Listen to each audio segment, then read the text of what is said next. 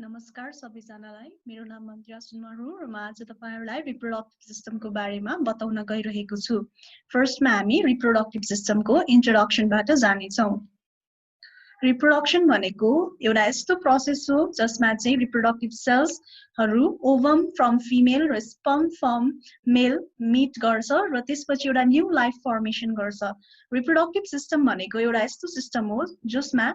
मेल organ र female अर्गान्सहरु completely different हुन्छ। यसलाई हामीले दुईटा टाइप्समा डिभाइड गर्न सक्छौं। एउटा भनेको मेल रिप्रोडक्टिभ सिस्टम र अर्को भनेको फिमेल रिप्रोडक्टिभ सिस्टम। आज चाहिँ हामीहरु फिमेल रिप्रोडक्टिभ सिस्टमको बारेमा डिल गर्नेछौं। फिमेल रिप्रोडक्टिभ सिस्टममा चाहिँ कुन अर्गान इन्भल्भ्स हुन्छ भन्दाखेरि एक्सटर्नल जेनिटेलिया र internal genitalia or organs. External genitalia यो फर्स्ट फिगर रहेको छ भने इन्टर्नल जेनिटेलिया चाहिँ यो सेकेन्ड फिगर रहेको छ। एक्सटर्नल जेनिटेलिया चाहिँ बाहिरबाट भिजिबल हुने अर्गान्सहरु पर्छ भने इन्टर्नल जेनिटेलिया र इन्टर्नल अर्गान भन्ने बित्तिकै नामले नै क्लियर छ। जुन चाहिँ भित्रपट्टि सिचुएटेड हुन्छ त्यो अर्गान्सहरु चाहिँ इन्टर्नल जेनिटेलियामा पर्छ। एक्सटर्नल जेनिटेलियामा चाहिँ अब कुन अर्गान्सहरु पर्छ भन्दाखेरि mons pubis, labia majora, labia minora, clitoris, vestibule, hymen, Bartholin's gland र पेरिनियम पर्छ। अब हामी यसको बारेमा डिटेलमा पढ्नेछौं। मन्स प्युबिस भनेको चाहिँ यहाँ तपाईहरुले फिगरमा पनि हेर्न सक्नुहुन्छ। यो जुन स्ट्रक्चर छ यो स्ट्रक्चरलाई चाहिँ मन्स प्युबिस भनिन्छ। यो भनेको pad of fat lying over the symphysis pubis. Symphysis pubis भनेको चाहिँ हाम्रो यो प्युबिक बोन छ, हिप बोन छ। हिप बोनको चाहिँ हिप बोनलाई हामीले तीनटा पार्टमा डिभाइड गर्न सक्छौं, इलियम, स्कियम र प्युबिस भनेर। यो इलियम भयो अनि त्यसपछि यो पछाडीपट्टिको पार्ट भनेको स्कियम भयो र अगाडिपट्टिको पार्ट भनेको चाहिँ के छ त भन्दाखेरि प्युबिस। र यो सिम्फासिस प्युबिसको माथिपट्टि जुन प्याड अफ फ्याट लाई गरेको हुन्छ त्यसलाई चाहिँ हामीले मन्स प्युबिस अर मन्स भेनेरिस भनेर चाहिँ हामीले बुझ्न सक्छौं। यो पार्टमा चाहिँ यो चाहिँ त्यो पार्ट हो जसमा चाहिँ प्युबिक हेयरहरु चाहिँ ग्रोथ भएको हुन्छ after onset of the puberty र यसलाई चाहिँ माउन्ट अफ भेनस पनि भनिन्छ। त्यस्तै गरेर सेकेन्ड स्ट्रक्चर भनेको चाहिँ लेबिया मेजोरा छ। यो जुन मन्स प्युबिस पछि यहाँनिर सेकेन्ड स्ट्रक्चर जुन छ त्यो चाहिँ लेबिया मेजोरा हो। सबैभन्दा आउटर मोस्ट पोर्सन हो यो चाहिँ। यो पनि टु फोल्ड अफ फ्याटले नै बनेको हुन्छ र एरियोलार टिस्युले बनेको हुन्छ र बाहिरपट्टिबाट चाहिँ के हुन्छ त स्किनले चाहिँ आउटर सर्फेसमा चाहिँ कभर गरेको हुन्छ। यो एरिया चाहिँ मन्स प्युबिस टपमा हुन्छ र त्यसपछि अराइज हुन्छ र के हुन्छ त पेरिनियममा चाहिँ बेसमा गएर चाहिँ के हुन्छ त राइट र लेफ्ट लेबिया मेजोरा चाहिँ मर्ज हुन्छ। यसलाई चाहिँ ग्रेटर लिप्स अथवा आउटर लिप्स पनि भनिन्छ। थर्ड स्ट्रक्चर भनेको लेबिया माइनोरा भनेर रहेको छ। लेबिया माइनोरा भनेको चाहिँ लेबिया मेजोरा पछि आउने स्ट्रक्चर हो। यो स्ट्रक्चरलाई चाहिँ लेसर लिप्स पनि भनिन्छ। यो पनि two fold of thin fold of skin हो जुन चाहिँ लेबिया मेजोराको बीचमा लाई गर्छ। एन्टेरियरली चाहिँ यसलाई चाहिँ दुईटा पार्टमा चाहिँ डिभाइड गर्न सकिन्छ। एउटा भनेको चाहिँ क्लिटोरिसको प्युबिस फर्म गरेपछि जुन स्ट्रक्चर पास हुन्छ यो चाहिँ एन्टेरियरली भयो भने पोस्टेरियरली चाहिँ के हुन्छ त भन्दाखेरि फ्रेनुलम चाहिँ फर्मेसन गर्छ पछाडीबाट पास भएर र यो लेबिया मेजोरा माइनोरा दुईटा मिलेर चाहिँ फोर्चिट फर्मेसन गर्छ। त्यसै गरेर क्लिटोरिस अब फोर्थ स्ट्रक्चर रहेको छ क्लिटोरिस। क्लिटोरिस भनेको चाहिँ एउटा रुडिमेन्ट्री अर्गान हो। यहाँनिर तपाईहरुले फिगरमा देख्न सक्नुहुन्छ। This structure is similar to the male penis. यो चाहिँ एकदमै extremely sensitive हुन्छ र highly vascular हुन्छ. So it has a important role in the orgasm during the sexual intercourse in the female. अनि त्यस्तै गरेर चाहिँ अर्को भनेको चाहिँ वेस्टिब्युल रहेको छ। वेस्टिब्युल भनेको चाहिँ त्यो एरिया हो जसमा चाहिँ भजाइनल र युरेथ्रल ओपनिङ चाहिँ प्रेजेन्ट हुन्छ। यहाँनिर युरेथ्रा युरिनको पाइप जुन हुन्छ युरिनको पाइपको ओपनिङ यहाँनिर हुन्छ त्यसलाई हामीले युरेथ्रा भन्छौं। युरेथ्रा र त्यो युरेथ्रा र भजाइनाको ओपनिङ भएको प्लेसलाई चाहिँ हामीले के भन्छौं त वेस्टिब्युल भन्छौं। र अर्को भनेको चाहिँ हाइमेन हो। हाइमेन भनेको चाहिँ एउटा थिन मेम्ब्रेन हो जसले चाहिँ पार्शियली के हुन्छ त भजाइनल ओरिफिसलाई चाहिँ क्लोज गर्छ partially until the girl remains virgin. तर नेपालको कन्टेक्स्टमा अथवा अरू कन्ट्रिजहरूको कन्टेक्स्टमा पनि भर्जिनिटी सँग एसोसिएटेड डिफ्रेन्ट मिथ्सहरू चाहिँ हामीले पाउन सक्छौँ। भर्जिनिटी चाहिँ सेक्सुअल इन्टरकोर्स गर्ने बित्तिकै चाहिँ अब ब्रेक हुन्छ, त्यो मेम्ब्रेन हाइमिन रप्चर हुन्छ भन्ने एउटा कन्सेप्ट छ। तर त्यो बाहेक पनि हाइमिन चाहिँ डिफ्रेन्ट कन्डिसन्सहरूमा चाहिँ ब्रेक हुन सक्छ। जस्तै अब कुन कन्डिसनमा भन्दाखेरि कुनै फिजिकल एक्टिभिटिजहरुमा इन्भल्भ भएको छ, जस्तै हर्स राइडिङ अनि त्यसै गरेर बाइसाइकल राइडिङहरु गरेको छ, अब ट्रिजहरु क्लाइम्ब गर्दा, जिम्सहरुमा अनि त्यसै गरेर डान्सिङ गर्ने फिमेल्सहरुमा पनि अब हाइमिनहरु रप्चर हुने चान्सेसहरु हाई हुन्छ। अनि त्यसै गरेर ट्याम्पुन्सहरु अनि मेन्स्ट्रुअल कपहरु चाहिँ इन्सर्ट गर्दाखेरि चाहिँ पर भजाइनलले इन्सर्ट गर्दाखेरि पनि यो ब्रेक हुन सक्छ। प्याप स्मियर टेस्ट अनि त्यसै गरेर ट्रान्सभजाइनल अल्ट्रासाउन्डहरु यदि कोही फिमेलहरुमा भएको छ भने नन सेक्सुअल फर्म अफ पेनिट्रेशन्सहरु भन्छौँ हामीले यसलाई, विदाउट एनी सेक्सुअल इन्टरकोर्स कुनै पनि कारणले गर्दाखेरि पनि हाइमेनहरु चाहिँ रप्चर हुन सक्छ। अनि त्यसै गरेर अर्को भनेको चाहिँ बार्थोलिन्स ग्ल्यान्ड रहेको छ। बार्थोलिन्स ग्ल्यान्ड भनेको चाहिँ टु स्मल ग्ल्यान्ड हो जुन चाहिँ भेस्टिब्युलको बटममा चाहिँ लाई गर्छ, भेस्टिब्युलको बटममा लाई गर्छ, इदर side of the vaginal orifice, यो भजाइनल ओपनिङको इदर साइडमा हुन्छ। यसको मेन फंक्सन भनेको चाहिँ फ्लुइडहरु सेक्रेट गर्छ जसले चाहिँ भजाइनल ओपनिङलाई चाहिँ लुब्रिकेसन गर्छ। लुब्रिकेसन गरिसके बार्थोलिन्स ग्ल्यान्डबाट जुन पनि लुब्रिकेसन गर्ने सब्स्टान्सहरु निक्लिन्छ, सो यसको मेन फंक्सन भनेकै सेक्सुअल इन्टरकोर्सको बेलामा पेनिसलाई चाहिँ इजिली पेनिट्रेसनको लागि चाहिँ एउटा लुब्रिकेसन गर्ने काम चाहिँ गर्छ। अर्को भनेको चाहिँ पेरिनियम रहेको छ। पेरिनियम भनेको चाहिँ it is the area extending from the fourchette to the anus, फोर्चिटदेखि एनससम्म चाहिँ जुन एरिया छ यो एरियालाई चाहिँ हामीले पेरिनियम भन्छौँ। पेरिनियम चाहिँ कनेक्टिभ टिस्युजहरुले बनेको हुन्छ। यसको कारण यसको थ्रुबाट चाहिँ पेल्भिक फ्लोरको मसल्सहरुलाई चाहिँ अट्याचमेन्ट प्रोभाइड गर्ने काम चाहिँ पेरिनियमले गर्छ। अर्को भनेको चाहिँ यो हामीले यहाँ जे जति पनि कुराहरु डिस्कस गर्यौं त्यो चाहिँ मैले यहाँनिर स्लाइडमा राखेको छु, तपाईहरुले हेर्न सक्नुहुन्छ। नेक्स्ट चाहिँ हामी अब इन्टर्नल रिप्रोडक्टिभ अर्गन्सको बारेमा हेर्ने छौं। इन्टर्नल रिप्रोडक्टिभ अर्गन्समा चाहिँ भजाइना पर्छ, युटेरस पर्छ, फालोपियन ट्युब पर्छ र ओभेरिजहरु पर्छ। फर्स्टमा हामी यो फिगर हेरौँ एकचोटी, हामी सरसर्ती हेर्नेछौँ। यो जुन अघि भजाइनल ओपनिङ थियो, भजाइनल एक्सटर्नली जुन भजाइनल ओपनिङ थियो त्यो ओपनिङ नै भित्र गएर चाहिँ एउटा क्यानल लाइक स्ट्रक्चर बनाउँछ, मस्कुलर क्यानल लाइक स्ट्रक्चर। यो ओपनिङ भजाइना सकेपछि के आउँछ, सेकेन्ड मोस्ट भजाइना पछि सर्भिक्स आउँछ, सर्भिक्स पछि चाहिँ युटेरसको युटेरस प्रेजेन्ट छ हाम्रो फिमेल रिप्रोडक्टिभ अर्गनको युटेरस भयो भनेदेखि त्यसपछि साइड बाइ साइड चाहिँ ल्याटरली बाइल्याटरली चाहिँ दुईटा फालोपियन ट्युब र दुईटा ओभरी चाहिँ फिमेल इन्टर्नल रिप्रोडक्टिभ अर्गन्समा चाहिँ पर्छ। फर्स्टमा भजाइना, भजाइना भनेको चाहिँ टफ मस्कुलर क्यानल हो जुन चाहिँ युटेरस र बल्बाको बीचमा चाहिँ सिचुएटेड हुन्छ, that extend from the vaginal orifice to the cervix, vaginal orifice देखि cervix सम्म चाहिँ एक्सटेन्ड भएको हुन्छ र यो चाहिँ सफ्ट हुन्छ, ग्रीसी हुन्छ र इलास्टिक हुन्छ नेचरमा। यसको लेन्थ भनेको अलमोस्ट 8 to 10 सेन्टिमिटर लङ हुन्छ र मेन फंक्सन अफ भजाइना भनेको चाहिँ it receives the penis during the sexual intercourse अनि यसले चाहिँ it serve as a passage for sperm to enter the uterus. अनि मेन्स्ट्रुअल फ्लो जुन हुन्छ युटेरसबाट त्यो पनि भजाइनाको थ्रुबाट चाहिँ बाहिर आउँछ र एज बर्थ क्यानल पनि चाइल्ड बर्थको बेलामा चाहिँ भजाइनाले एक्ट गर्छ।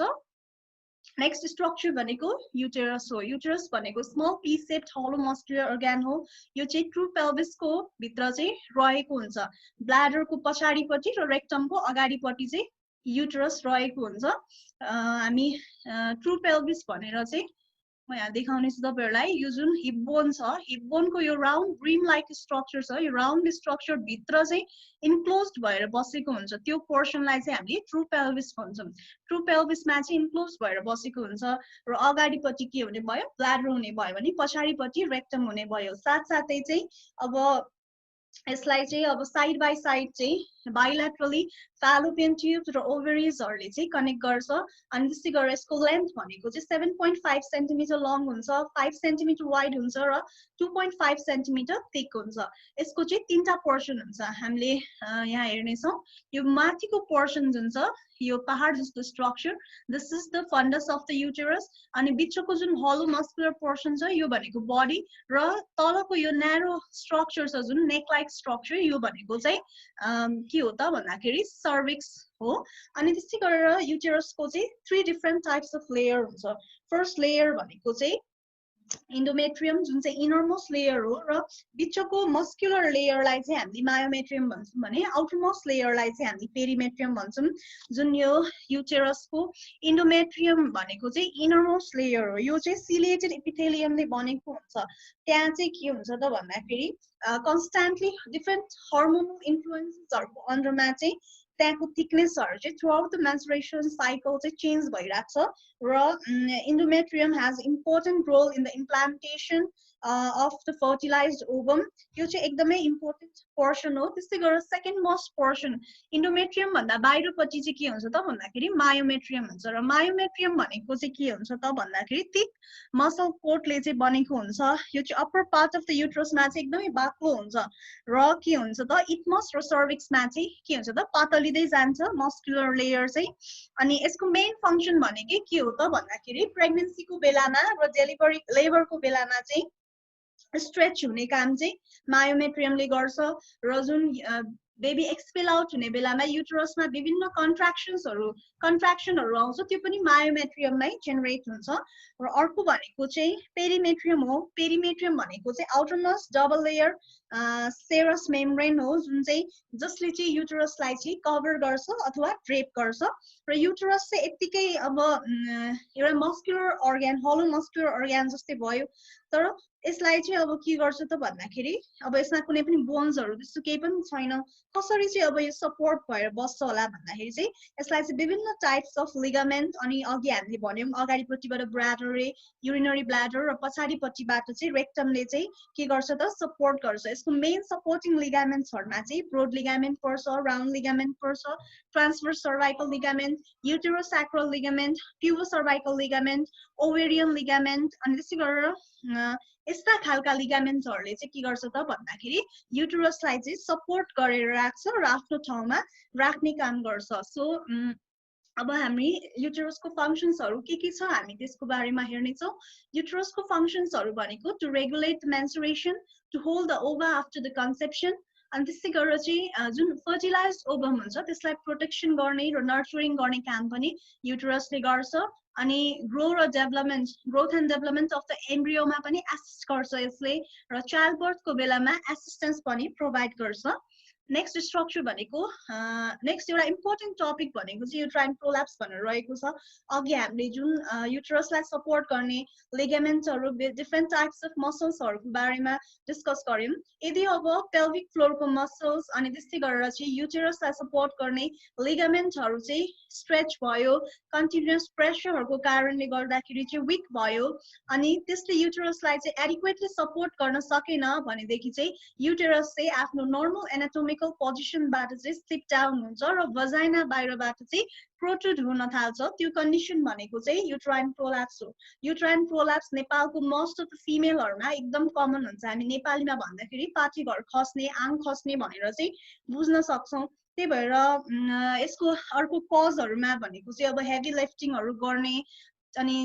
अर्ली म्यारेज गरेर अर्ली चाइल्ड बर्थ अनि मल्टिपल चाइल्ड बर्थ भयो अनि साथसाथै चाहिँ अब मल्टिपल प्रेग्नेन्सी भएको छ कहिलेकाहीँ अब ट्विन्स प्रेग्नेन्सी हुन्छ ट्रिप्लेट्सहरु जन्मिरहेको हुन्छ अनि धेरै मोटो फिमेल ओबेसिटी हुने फिमेलहरुमा पनि यसको रिस्क फ्याक्टरहरु चाहिँ हाई हुन्छ र जुन फिमेलहरुलाई चाहिँ क्रोनिक कन्स्टिपेसनहरु हुन्छ क्रोनिक कब्जियत हुन्छ त्यस्तो खालको फिमेलहरुलाई पनि के हुन सक्छ त भन्दाखेरि युट्राइन प्रोल्याप्सहरु चाहिँ हुन सक्छ र त्यसैले हामीले यस्तो खालको कुराहरुलाई चाहिँ हामीले के गर्नुपर्छ त भन्दाखेरि चाहिँ हामीले यस्तो खालको कुराहरुमा ध्यान पुर्याउनु पर्छ जुन जति रिस्क फ्याक्टरहरु छ यस्तो खालको रिस्क फ्याक्टरहरुलाई चाहिँ हामीले सकेसम्म प्रिभेन्ट गर्नुपर्छ हामी यहाँ फिगरमा पनि हेर्ने छौं यो चाहिँ नर्मल युटेरसको नर्मल एनाटोमिकल पोजिसन अथवा नर्मल स्ट्रक्चर भनौँ युटेरस अगाडिपट्टि यसरी घोप्टो परेर चाहिँ बसेको हुन्छ जसलाई हामीले एन्टिफ्लेक्सन पोजिसन भन्छौँ र यो चाहिँ युटेरसको बडी भयो र यो चाहिँ भजाइना भयो तर के हुन्छ त भन्दाखेरि चाहिँ यो युटेरसको यो कहाँनिर छ हेर्नुहोस् त यहाँ सर्भिक्स यहाँनिर छ नि होइन युटेरस यहाँनिर छ तर के हुन्छ त सपोर्टिङ लिगामेन्ट्सहरू सपोर्टिङ स्ट्रक्चर्सहरूमा कुनै पनि विकनेस आयो भनेदेखि चाहिँ के हुन्छ त अब यो यहाँनिर यति धेरै यो लामो यहाँनिर डिस्टेन्स छ भनेदेखि अब यो भजाइना भित्रै के हुन्छ त तलतिर आउन थाल्छ भजाइनल क्यानलमै के हुन्छ त एन्टर गर्छ यसरी चाहिँ युट्राइन प्रोल्याप्स चाहिँ हुन्छ यो चाहिँ हामीले एकदम जान्न जरुरी छ अर्को भनेको फ्यालोपियन ट्युब रहेको छ फ्यालोपियन ट्युब भनेको चाहिँ एउटा युट्राइन ट्युब भनेर पनि हामीले बुझ्न सक्छौँ फ्यालोपियन ट्युब चाहिँ दुईटा हुन्छ फिमेलहरुमा बाइल्याटरली चाहिँ प्रेजेन्ट हुन्छ साइड साइडमा युट्राइन वालसँग चाहिँ तासिएर साइड साइडमा एक्सटेन्ड हुन्छ र यसले चाहिँ free upper border of broad लिगामेन्टमा चाहिँ पेनिट्रेट गर्छ र यसको जुन इन्फन्टिबुलम फिम्रेहरू छ त्यो चाहिँ पेरिटोनियल क्याभिटी हुँदै ओभेरिजको नजिकै गएर चाहिँ बस्छ हामी यहाँ फिगरमा पनि हेर्न सक्छौँ यसको लेन्थ भनेको 10 सेन्टिमिटर लङ हुन्छ जस्ट 4 इन्चेस अनि त्यसै गरेर यसको मेन स्ट्रक्चर्सहरू भनेको फर्स्टमा यो इथमस चाहिँ युटेरससँग चाहिँ अट्याच भएको हुन्छ यो येलो पोर्सन जुन छ अनि यस्तै गरेर सेकेन्ड पोर्सन भनेको एम्पुला यो ग्रीन कलरले इन्डिकेट गरेको छ एम्पुला एकदमै इम्पोर्टेन्ट स्ट्रक्चर हो जुन fusion of the male gamete and female gamete चाहिँ एम्पुलामा हुन्छ फर्टिलाइजेसन चाहिँ एम्पुलामा हुन्छ र इन्फन्टिबुलम चाहिँ यो ह्यान्ड लाइक प्रोजेक्सन छ भने फिम्रे भनेको चाहिँ यो फिङ्गर लाइक प्रोजेक्सन्सहरू चाहिँ फिम्रे हो ओभ्युलेसन यो ओभेरिज जुन छ ओभेरिजबाट चाहिँ ओभ्युलेसन भएपछि चाहिँ पेरिटोनियल क्याभिटीमा यो जुन खाली स्पेस छ यहाँ बिचमा त्यहाँनिर ओभ्युलेसन हुन्छ र ओभ्युलेसन भएर एग रिलिज भइसकेपछि फिम्रेले चाहिँ त्यो एगलाई चाहिँ क्याच गर्छ र इन्फन्टिबुलम हुँदै एम्पुलामा लान्छ एम्पुलामा लगिसकेपछि मेल स्पर्म जुन यो अल द वे यो यहाँबाट ट्राभल गरेर एम्पुलामा मेल स्पर्म पनि आएको हुन्छ तिनीहरू चाहिँ त्यहाँनिर के हुन्छ त फ्युजन हुन्छ र फ्युजन भइसकेपछि चाहिँ त्यहाँनिर फर्टिलाइजेसन हुन्छ र फर्टिलाइजेसन भइसकेपछि फेरि इथमस हुँदै चाहिँ इन्डोमेट्रियल वालमा युटेरसको इन्डोमेट्रियल वालमा गएर चाहिँ के हुन्छ त भन्दाखेरि चाहिँ अट्याच हुन्छ र प्रेग्नेन्सी चाहिँ त्यसरी हुन्छ फंक्शन अफ fallopian tube भनेको चाहिँ propels the ova from the ovary to the uterus through the peristalsis movement एउटा जुन peristalsis movement को थ्रुबाट चाहिँ ओभरीलाई चाहिँ प्रोपेल गर्दै युटरससम्म लाने काम गर्छ भने fertilise spermatozoa it provides a site for fertilization as spermatozoa travels upward अनि अर्को भनेको जुन fertilized ovum लाई चाहिँ nutrition protection till the journey to the uterus provide गर्ने काम गर्छ फोर्थ स्ट्रक्चर भनेको ओभेरिज रहेको छ ओभेरिजलाई चाहिँ हामीले female gonads or sex gland भनेर पनि बुझ्न सक्छौं यो चाहिँ दुईटा छ नम्बरमा यो चाहिँ स्यालो फोसामा चाहिँ सिचुएटेड हुन्छ र either side of uterus मा चाहिँ एक एकवटा प्रेजेन्ट हुन्छ यसको लेन्थ भनेको चाहिँ 2.5 to 3.5 सेन्टिमिटर हुन्छ 2 सेन्टिमिटर हुन्छ ब्रेडमा र 1 सेन्टिमिटर थिक हुन्छ यो चाहिँ यो जुन एग लाइक स्ट्रक्चर छ यो चाहिँ ओभेरी हो है र ओभेरीको इनर स्ट्रक्चर भनेको चाहिँ हामी यसको बारेमा सिम्पली डिस्कस गर्ने छौं यो चाहिँ जान्नलाई जरुरी छ ओभ्युलेसनहरु फिमेल्सहरुमा कसरी हुँदो रहेछ त भन्ने कुरा चाहिँ हामीले यहाँबाट थाहा पाउन सक्छौं ओभेरी चाहिँ दुईटा लेयर अफ टिस्युजले चाहिँ बनेको हुन्छ एउटा भनेको मेडुला र अर्को भनेको कर्टेक्स मेडुला भनेको चाहिँ फाइब्रस टिस्युजहरुले बनेको हुन्छ जसले चाहिँ सेन्टर अफ द ग्ल्यान्ड चाहिँ फर्मेसन गर्छ ओभेरी चाहिँ एउटा इन्डोक्राइन ग्ल्यान्ड पनि हो यसलाई हामीले female gonad or sex gland पनि भनेर बुझ्न सक्छौं अनि यो चाहिँ रिच इन ब्लड भेसल्स र नर्भ्सहरुमा चाहिँ रिच हुन्छ आउटर मेडुला चाहिँ एकदमै रिच हुन्छ ब्लड भेसल्स र नर्भ्सहरुमा र कर्टेक्स भनेको चाहिँ फंक्शनिङ पार्ट अफ द ओभेरी हो यो चाहिँ यो पनि कनेक्टिभ टिस्युहरुले बनेको हुन्छ जसलाई चाहिँ हामीले स्ट्रोमा भन्छौं यसमा चाहिँ ओभेरियन फोलिकल्स र ग्राफियन फोलिकल्सहरु चाहिँ कन्टेन हुन्छ र इच फोलिकलहरु जुन छ त्यसमा चाहिँ ओभम हुन्छ यहाँनिर हेर्न सक्नुहुन्छ यो जुन फोलिकल सेल्सहरु छ यसमा चाहिँ एगहरु छ अनि त्यस्तै गरेर चाहिँ एभ्री मन्थ चाहिँ प्युबर्टीको अनसेट पछि चाहिँ प्युबर्टी भन्दा अगाडि चाहिँ फिमेलहरुमा चाहिँ ओभरी चाहिँ मेच्योर भएको हुँदैन प्युबर्टीको अनसेट भइसकेपछि चाहिँ के हुन्छ त भन्दाखेरि यो ओभरी चाहिँ मेच्योर हुन्छ इच मन्थ र त्यसपछि सर्फेस अफ ओभरीमा पुगेर चाहिँ रप्चर हुन्छ र ओभम चाहिँ पेरिटोनियल क्याभिटीमा चाहिँ लिबरेट हुन्छ यो एक्टिभिटी चाहिँ तब अकर हुन्छ जब फोलिकल स्टिमुलेटिङ हर्मोनले चाहिँ के गर्छ त भन्दाखेरि एन्टेरियर पिट्युटरी ग्ल्यान्डमा चाहिँ फोलिकल स्टिमुलेटिङ हर्मोन चाहिँ एन्टेरियर पिट्युटरी ग्ल्यान्डले जब फोलिकल स्टिमुलेटिङ हर्मोन प्रोड्युस गर्छ तब यो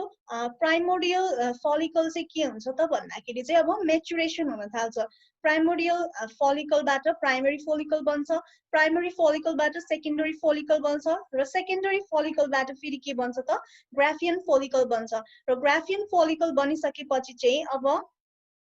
के हुन्छ त भन्दाखेरि फोलिकल चाहिँ अन्डर द फोलिकल म्याच्योर हुँदै गएपछि चाहिँ के हुन्छ त इस्ट्रोजेन हर्मोन चाहिँ प्रोडक्सन हुने भयो र फोलिकल चाहिँ के हुन्छ त रप्चर हुने भयो अब रप्चर हुन्छ र रप्चर भइसकेपछि के with under the influence of the luteinizing हर्मोनको इन्फ्लुएन्समा चाहिँ फोलिकल चाहिँ रप्चर हुन्छ र त्यो रप्चर भएर बाँकी भएको जुन स्ट्रक्चर छ एक चाहिँ यहाँ रिलिज हुने भयो र जुन रप्चर भइसकेको जुन पोर्सन छ बाँकी पोर्सन त्यो पोर्सन चाहिँ अब under the influence of the luteinizing हर्मोनको इन्फ्लुएन्समा चाहिँ के हुन्छ त कर्पस ल्युटियम बन्छ र कर्पस ल्युटियम बनिसकेपछि चाहिँ त्यसले अब के गर्न थाल्छ त प्रोजेस्टेरोन हर्मोन चाहिँ सेक्रेसन गर्न थाल्छ यदि चाहिँ ओभम फर्टिलाइज भयो भनेदेखि जुन यो अघि यो एग रिलिज भएर पेरिटोनियल क्याभिटीमा रिलिज भएको छ यो एग चाहिँ अब फर्टिलाइजेसन भयो भनेदेखि चाहिँ के हुन्छ त भन्दाखेरि कर्पस ल्युटियमले कन्टिन्युअसली प्रोजेस्टेरोन चाहिँ अन्टिल द फर्स्ट र third month of the pregnancy सम्म चाहिँ कर्पस ल्युटियमले कन्टिन्युअसली चाहिँ प्रोजेस्टेरोन हर्मोन सेक्रेट गर्छ यदि अब यो ओभम चाहिँ अब फर्टिलाइज भएन स्पर्मसँग मिट भएन भनेदेखि चाहिँ अब प्रोजेस्टेरोन हर्मोनको लेभल चाहिँ बिस्तारै अब घट्न थाल्छ अनि घटिसकेपछि चाहिँ कर्पस ल्युटियम प्रोजेस्टेरोन हर्मोनको लेभल कम भइसकेपछि कर्पस ल्युटियम डिजेनेरेट भएर चाहिँ मेन्सुरेसन चाहिँ अकर हुन्छ यो प्रोसेस चाहिँ इच मन्थ रिपिट हुन्छ कहिलेकाहीँ चाहिँ अब मल्टिपल ओभमहरू रिलिज भएको छ भनेदेखि चाहिँ multiple pregnancy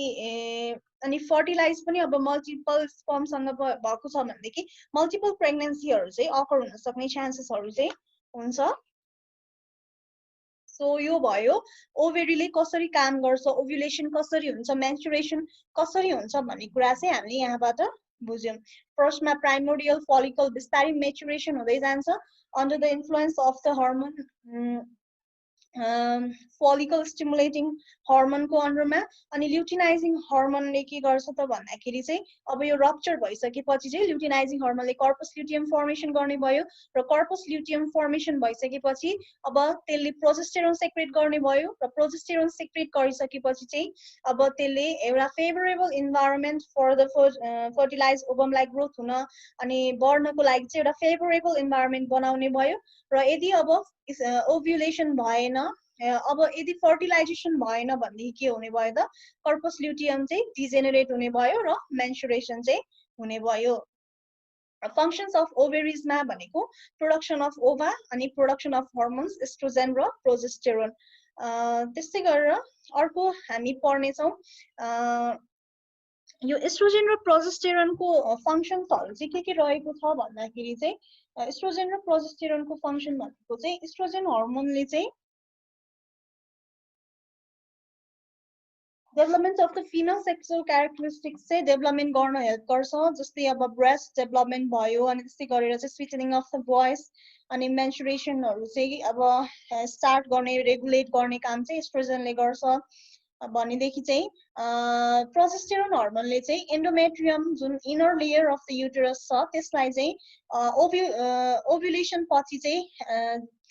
it prepares potential प्रेग्नेन्सीको लागि चाहिँ प्रिपेयर गर्छ इन्डोमेट्रियल वाललाई चाहिँ थिकेनिङ गर्ने काम गर्छ जसले गर्दाखेरि चाहिँ फर्टिलाइज एगलाई चाहिँ प्रोजेस्टेरोन हर्मोनले चाहिँ एक्सेप्ट गर्न सकोस् अनि अब